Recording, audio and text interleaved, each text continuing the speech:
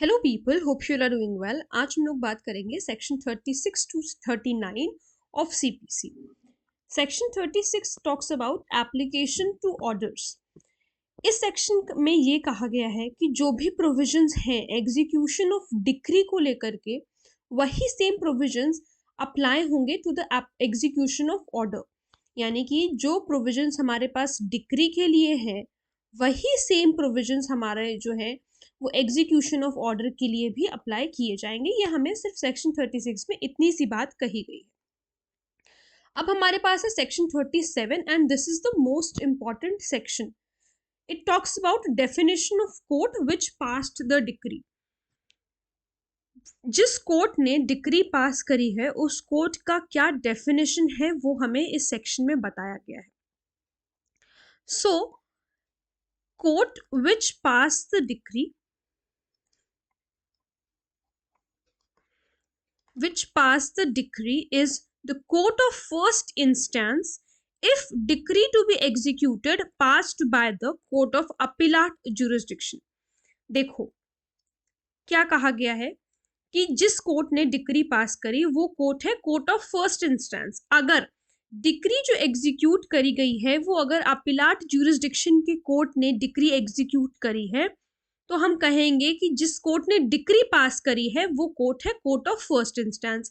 ये हुआ हमारा पहला केस। दूसरा केस ये है court which pass the decree is the court which would have jurisdiction to try the suit.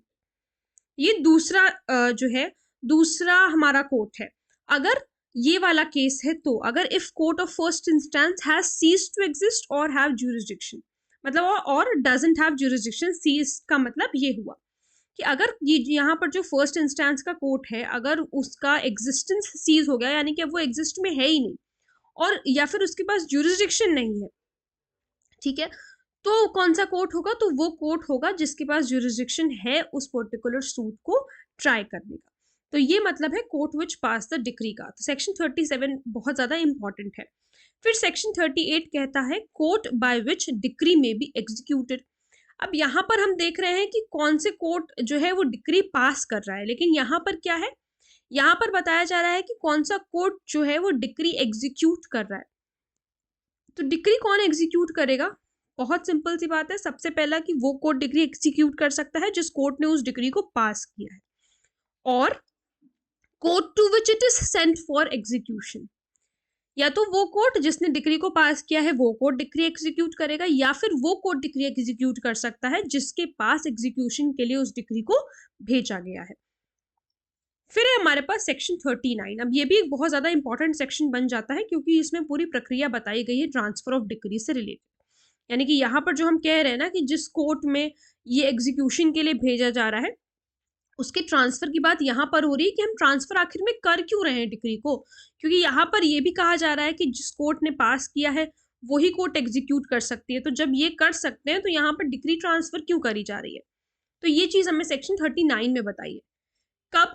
On the application of decree holder और ऑन इट्स ओन मोशन। तो देखो डिक्री ट्रांसफर कब करी जाएगी? अगर डिक्री होल्डर ने एप्लीकेशन लगा दी कि आप डिक्री को ट्रांसफर करें, या फिर कोर्ट जो है वो सुओ मोटो भी ऐसा कर सकती है।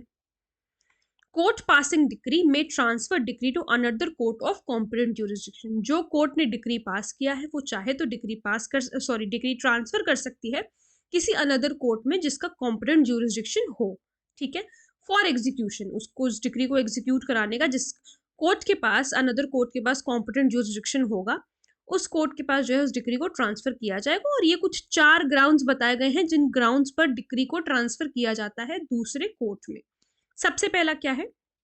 पर्सन अगेंस्ट हुम decree is passed resides, carries business. CB का मतलब है कैरीज बिजनेस, ठीक है, और पर्सनली वर्क्स फॉर गेन। और इसका क्या मतलब है? Personally works for gain in jurisdiction of another court. यानी कि जो हमारा जजमेंट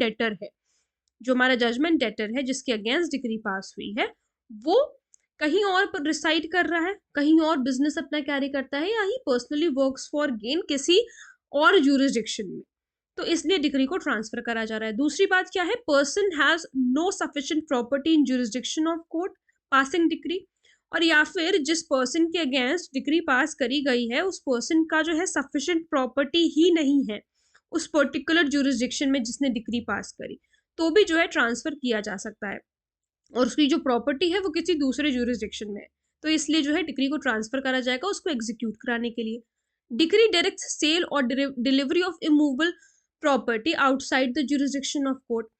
अगर जो डिक्री आई है वो डिक्री ये चीज बता रही है सेल को डायरेक्ट कर रही है या डिलीवरी कर रही है किसी ऐसी इमूवेबल प्रॉपर्टी की जो कि आउटसाइड है ज्यूरिसडिक्शन ऑफ द कोर्ट, यानी कि जिस कोर्ट ने डिक्री पास करी है उस कोर्ट के ज्यूरिसडिक्शन के बाहर अगर है तो वो जो कोर्ट ने डिक्री पास करी है वो कोर्ट ट्रांसफर कर देगा दूसरे कोर्ट में। और फोर्थ पॉइंट है कोई और रीजन भी हो सकता है जो भी कोर्ट को सही लगे।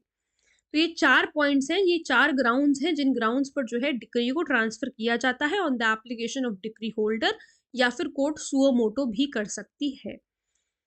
और court to which decree is sent, decree is not sent for execution, जिस कोर्ट के पास डिक्री एग्जीक्यूशन के लिए नहीं भेजी गई है वो कोर्ट डिक्री एग्जीक्यूट नहीं कर सकती है अगेंस्ट एनी पर्सन और एनी प्रॉपर्टी।